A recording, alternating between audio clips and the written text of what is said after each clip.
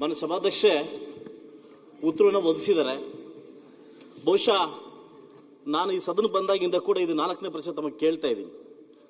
ಏನಂತಂದ್ರೆ KC valley HN valley ಕೊಟ್ಟಿರ್ತಕ್ಕಂಥ ಸಾಧನೆ ಕಾಂಗ್ರೆಸ್ ಸರ್ಕಾರದ್ದು, ಅದು ತುಂಬಾ ಧನ್ಯವಾದಗಳು. ಆದರೆ ನಯವಾಗಿ ಕೋಲಾರ ಮತ್ತು ಚಿಕ್ಕಬಳ್ಳಾಪುರಕ್ಕೆ ಇದರ ಪೂರಕವಾಗಿ ವಿಷಯವನ್ನು ಸಪ್ಲೈ ಮಾಡ್ತಿರೋದು ಗಮನಕ್ಕೆ ತರಲಿಕ್ಕೆ ಬಯಸ್ತೀನಿ. ಯಾಕೆಂತಂದ್ರೆ ಇದು ಶುದ್ಧೀಕರಣ ಮಾಡದೆ ನೀರನ್ನ 3ನೇ ಹಂತ ಶುದ್ಧೀಕರಣ ಮಾಡಿದ ನೀರನ್ನು ಬಿಟ್ಟರೆ ನಮ್ಮ ಮುಂದಿನ ಪೀಳಿಗೆ, ನಮ್ಮ ಮಕ್ಕಳಿಗೆ ವಿಷಯವನ್ನು ಕೊಡ್ತಕ್ಕಂಥ ಪರಿಸ್ಥಿತಿನ ಒದಗಿಸ್ತಾ ಇದ್ದೀವಿ. ಮಾನ್ಯ ಸಭಾಧ್ಯಕ್ಷೆ, ತಾವು ಉತ್ತರವನ್ನು ಕೊಟ್ಟಿದ್ದೀರಿ. ಇದನ್ನು ಯಾವುದೇ ರೀತಿ ನಾವು ವ್ಯವಸಾಯಕ್ಕೆ ಉಪಯೋಗಿಸಿಲ್ಲ ಅಂತ ಹೇಳಿದೀವಿ. ಮೊನ್ನೆ ಮಳೆ ಬಂದಾಗ ಏನೋ ದೇವರ ಕೃಪೆಯಿಂದ ಅಷ್ಟು ನೀರು ತುಂಬಿತು, ಅದ್ರ ಜೊತೆ ನಿಮ್ಮ ನೀರು ತುಂಬಿತು. ಈ 2 ನೀರು ಬಿಡ್ಲಿಕ್ಕೆ ನಮ್ಗೆ ಉಪಯೋಗಿಸ್ಲಿಕ್ಕೆ ಆಗ್ತಾ ಇಲ್ಲ ತರಕಾರಿ ಬೆಳಿಲಿಕ್ಕೆ. ಆದ್ರೆ ಇದು ನೇರವಾಗಿ ಅಂತರ್ಜಲಕ್ಕೆ ಹೋಗಿ ಇದು ವಿಶ್ವವಾಗಿ ಪರಿವರ್ತನೆ ಆಗ್ತಾ ಇದೆ. ಇವೇನಾಗಿದೆ, ಕೊಟ್ಟಿದ್ದು ಈ ಒಂದು ಇದನ್ನ ವ್ಯವಸ್ಥೆ ನೀವು ಕೊಟ್ಟಿದ್ದೀರಿ. ಆದ್ರೆ 3ನೇ ಹಂತ ಶುದ್ಧೀಕರಣ ಮಾಡದೆ ಕೊಟ್ರೆ ಇಡೀ ಕೋಲಾರ ಚಿಕ್ಕಬಳ್ಳಾಪುರಕ್ಕೆ ವಿಷವನ್ನು ಕೊಟ್ಟಿರ್ತಕ್ಕಂಥ ಗಳಿಗೆ ತಮಗೆ ಸಲ್ತ ಅಂತ ನಾನು ಬಯಸ್ತೀನಿ.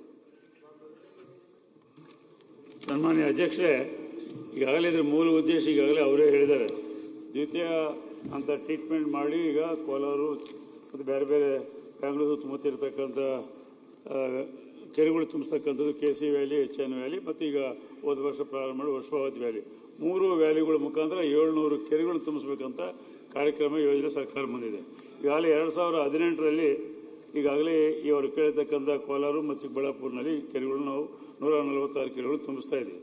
ಅದಾದ ನಂತರ ಅವರು ಕೇಳಿರ್ತಕ್ಕಂಥ ಪ್ರಶ್ನೆ ಅನೇಕ ಬಾರಿ ಶಾಸಕರು ಕೇಳಿರ್ತಕ್ಕಂಥ ಪದಗಳು ಬಂದಂತ IISc ಇಂಡಿಯನ್ ಇನ್ಸ್ಟಿಟ್ಯೂಟ್ ಆಫ್ ಸೈನ್ಸ್ನವರು ಆಗಾಗ ಅವರ ರಿಪೋರ್ಟ್ಸ್ ಕೊಡ್ತಿರ್ತಾರೆ. ಅವ್ರ ಡೀಟೇಲ್ಸ್ ಸಹಿತ ಅವ್ರದ್ದು ಇಂಪ್ಯಾಕ್ಟ್ ಏನಿದೆ ಎಂಬುದನ್ನು ಸಹಿತ ಅವ್ರಿಗೆ ಕೊಟ್ಟು ಕಳಿಸಿದ್ವಿ.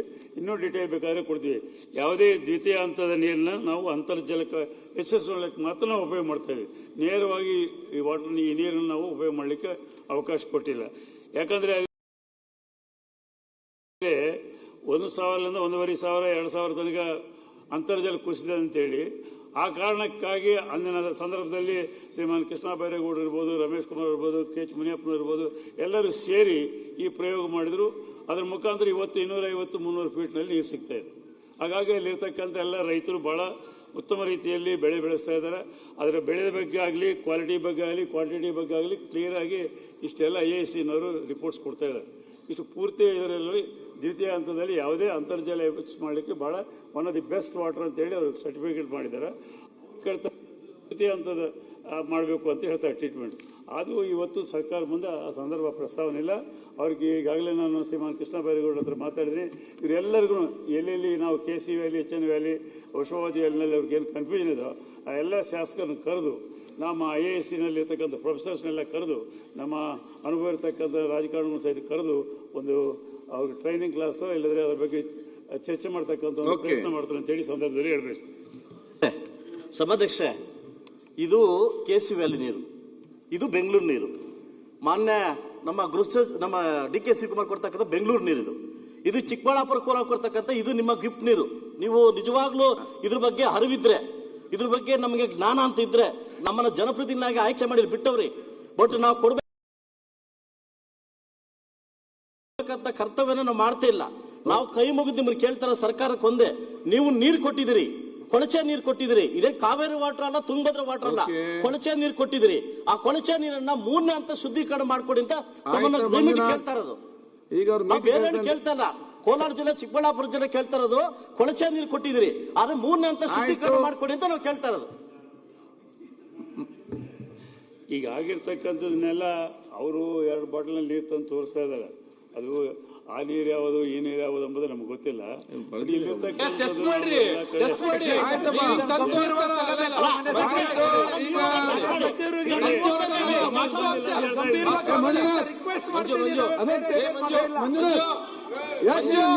ಏನಾಗಿದೆ ನಮ್ಗೆ ಮಂಜುನಾಥ್ ಅವ್ರೆ, ಸಂಸ್ಕರಣೆ ಮಾಡ್ಲಿಕ್ಕೆ ಅವಕಾಶ ಮಾಡಿ. ಆಯ್ತು, ಈಗ ಅವ್ರು ಏನ್ ಹೇಳಿದ್ದಾರೆ?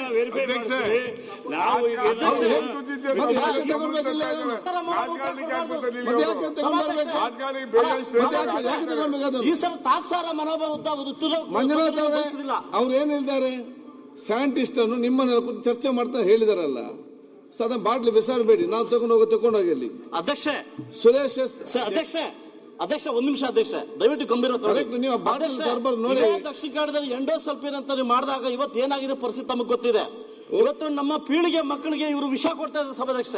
ಆಯ್ತು, ವಿಷ ಇವತ್ತು ಕೋಲಾರ ಚಿಕ್ಕಬಳ್ಳಾಪುರದಲ್ಲಿ 4 ಕಾಂಗ್ರೆಸ್ ಕೊಟ್ಟಿರ್ತಕ್ಕಂಥ ನಾವು ಏನೋ ನಿಮ್ಮ ಶಾಸಕರನ್ನ, ಆದ್ರೆ ಎಲ್ಲೋ ಒಂದ್ ಕಡೆ ನೀವು ನಮಗೆ ಮೋಸ ಮಾಡ್ತಾ ಇದ್ದೀರಾ. ಓಕೆ ಅಧ್ಯಕ್ಷರೇ ಮಾನ್ಯ ಸಚಿವರು ಮನವಿ ಅವರ ಅನುಮತಿ ಮೇರೆಗೆ ಈಗ ಪದೇ ಪದೇ ತಪ್ಪು ಸಂದೇಶ ಹೋಗೋದು ಬೇಡ. ಮಾನ್ಯ ಸಚಿವರು ಅನುಮತಿಯೊಂದಿಗೆ ನಾನು ಮಾತಾಡ್ತಾ ಇದ್ದೇನೆ. ಯಾರಾದರೂ ವೈಜ್ಞಾನಿಕ ಸಂಸ್ಥೆ ಅಧ್ಯಯನ ಮಾಡಿ, ವೈಜ್ಞಾನಿಕ ಸಂಸ್ಥೆ, ಯಾಕಂದ್ರೆ ವೈಜ್ಞಾನಿಕ ಸಂಸ್ಥೆ ಅಂತ ಹೇಳ್ಕೊಳ್ಳೋರು ಬೇರೆ, ಅವಕ್ಕೆ ಸೂಡೋ ಸೈಂಟಿಫಿಕ್ ಆರ್ಗನೈಸೇಷನ್ಸ್ ಅಂತ ಕರಿತೇವೆ, ಅದಲ್ಲ. ನಿಜವಾದ ವೈಜ್ಞಾನಿಕ ಸಂಸ್ಥೆ ಅಧ್ಯಯನ ಮಾಡಿ, ಪರಿಶೀಲನೆ ಮಾಡಿ, ತನಿಖೆ ಮಾಡಿ, ಇದರಲ್ಲಿ ಏನು ಬದಲಾವಣೆ ತಗೊಳ್ಬೇಕು ಅಂತ ಅವರು ಶಿಫಾರಸ್ ಮಾಡಿದ್ರೆ ಅದೆಲ್ಲದಕ್ಕೂ ಸರ್ಕಾರ ಪರಿಗಣನೆ ಮಾಡುತ್ತೆ. ಅದನ್ನ ಬಿಟ್ಟು ಅಧ್ಯಕ್ಷರೇ ಸುಮ್ಮನೆ ಈ ರೀತಿಯಾಗಿ ಅನಗತ್ಯವಾಗಿ ಏನು ಆಧಾರ ಇಲ್ಲದೆ ಮಾತಾಡುವಂತದ್ರಿಂದ ಯಾವ ಸಾರ್ವಜನಿಕ ಹಿತನೂ ಸಾಧನೆ ಆಗೋದಿಲ್ಲ. 2006ರಲ್ಲಿ ಕೋಲಾರಕ್ಕೆ ಭದ್ರಾ ನದಿಯಿಂದ ನೀರು ಕೊಡ್ತೀವಿ ಅಂತ ಗುದ್ಲಿ ಪೂಜೆ ಮಾಡಿದ್ರು. ಕೋಲಾರಕ್ಕೆ ಭದ್ರಾ ನದಿಯಿಂದ ಕೊಡ್ತೀವಿ ಅಂತ ಯಾವ ನೀರು ಬರಲಿಲ್ಲ. ಎಲ್ಲ ಅಧಿಕಾರಿಗಳಿದ್ದಾಗ ಏನೂ ಮಾಡೋಕ್ಕಾಗಲಿಲ್ಲ ಕೋಲಾರ ಚಿಕ್ಕಬಳ್ಳಾಪುರಕ್ಕೆ. ಈಗ ನಾವು ಒಂದು ತುಂಬಾ ಹದಗೆಟ್ಟಿದ್ದಂಥ ಪರಿಸ್ಥಿತಿಗೆ ಪರಿಹಾರ ಮಾಡಲಿಕ್ಕೆ ಒಂದು ಸೊಲ್ಯೂಷನ್ ಕೊಟ್ಟಿದ್ದೇವೆ. ಅದರಲ್ಲಿ ಇನ್ನೂ ಏನಾದರೂ ನಾವು ಸುಧಾರಣೆ ಮಾಡ್ಕೋಬೇಕಾದ್ರೆ ಅದಕ್ಕೂ ತಯಾರಿದ್ದೇವೆ. ಇದರಿಂದ ಏನು ತೊಂದರೆ ಆಗುತ್ತೆ ಅಂತೇಳಿ ಯಾವುದಾದ್ರೂ ವೈಜ್ಞಾನಿಕ ಸಂಸ್ಥೆ ತೋರಿಸ್ಕೊಟ್ರೆ ನಮಗೆ ಅದಕ್ಕೆ ನಾವು ತಿದ್ಕೊಳ್ತೇವೆ, ಅದಕ್ಕೆ ಏನು ಬೇಕೋ ಮಾಡ್ಕೊಳ್ತೇವೆ. ಅದನ್ನ ಬಿಟ್ಟು ಸುಮ್ಮನೆ ಇದು ರಾಜಕೀಯ ಕಾರಣಗಳಿಗೆ, ಯಾಕಂದ್ರೆ ಅವರು ಪಕ್ಷದ ಹೆಸರು ಹೇಳಿ ಮಾತಾಡ್ತಾ ಇದ್ದಾರೆ, ರಾಜಕೀಯ ಕಾರಣಗಳಿಗೆ ವಿರೋಧ ಮಾಡೋದ್ರಿಂದ ಏನು ಯಾವ ಜನಕ್ಕೂ ಕೂಡ ಲಾಭ ಇಲ್ಲ, ಯಾವ ಜನಕ್ಕೂ ಕೂಡ ಲಾಭ ಆಗೋದಿಲ್ಲ. ವರ್ಲ್ಡ್ ಬ್ಯಾಂಕ್ ಅಧ್ಯಕ್ಷರು, ಯುನೈಟೆಡ್ ನೇಷನ್ಸ್ ಅಧ್ಯಕ್ಷರು ಇಬ್ಬರೂ ಕೂಡ ಸ್ಪಾಟ್ಗೆ ಬಂದು ಹೊಗಳಿ ಹೋಗಿದ್ದಾರೆ.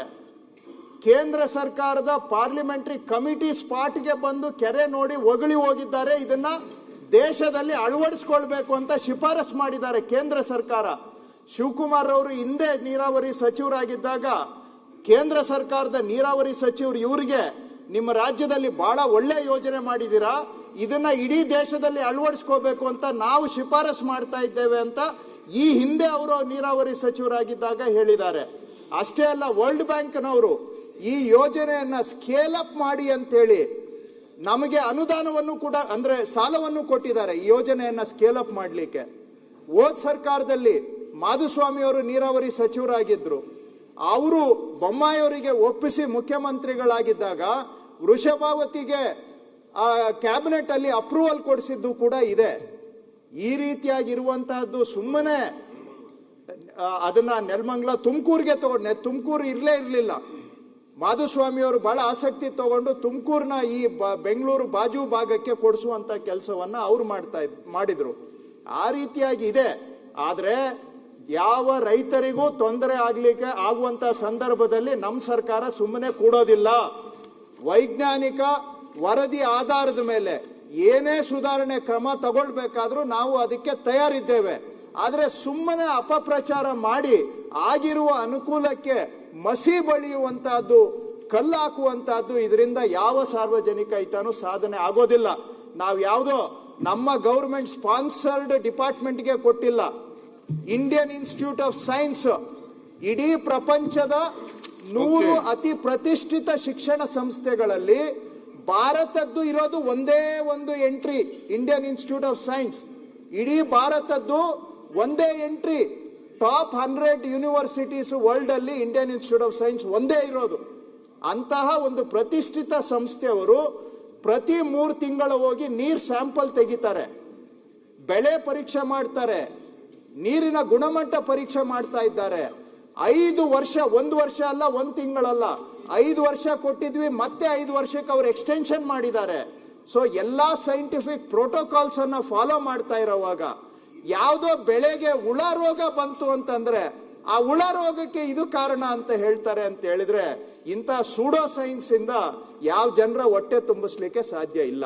ಹಾಗಾಗಿ ದಯವಿಟ್ಟು ಏನೇ ಆಗಲಿ, we are open.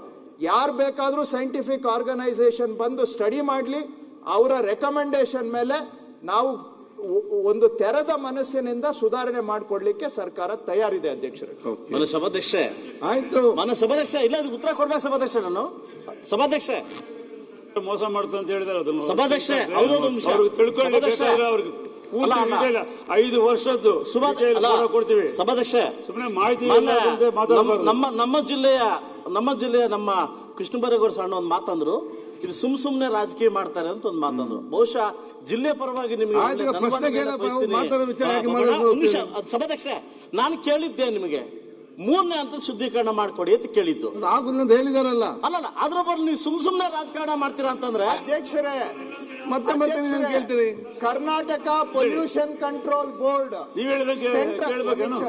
Sir sorry to interfere sir, Karnataka pollution control board, central pollution control board, central water resources department, ministry of environment and forest, central government, WHO world health organisation, ಇಷ್ಟು ಸ್ಟ್ಯಾಂಡರ್ಡ್ ಗಳನ್ನ follow ಮಾಡಿದ್ದೇವೆ.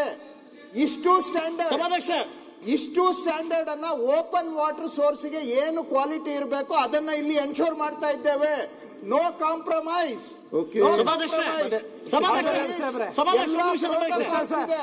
ಆ protocols ಅನ್ನ ಓದಿನೇ ಮಾಡ್ತಾ ಇದ್ದೇವೆ. ಏನು ತಿಳ್ಕೊಂಡ್ರೆ ಮಾತಾಡೋದು ಬಹಳ ಸಲೀಸು.